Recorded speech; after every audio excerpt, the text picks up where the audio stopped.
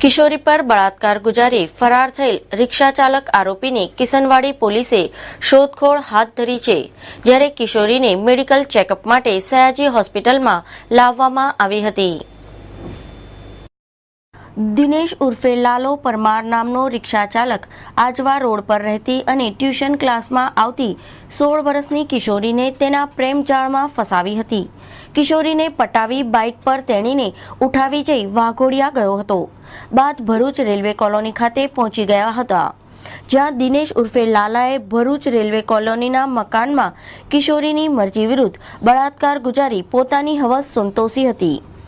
કિશોરી તેના ચંગુલમાંથી છટકી પરત આવી જતા તેણીએ કિસનવાડી પોલીસ મથકે ફરિયાદ નોંધાવતા પોલીસે કિશોરીને લઈને મેડિકલ ચેકઅપ માટે સયાજી હોસ્પિટલમાં આવી હતી, જ્યારે દિનેશ ઉર્ફે લાલો ફરાર થઈ ગયો હતો।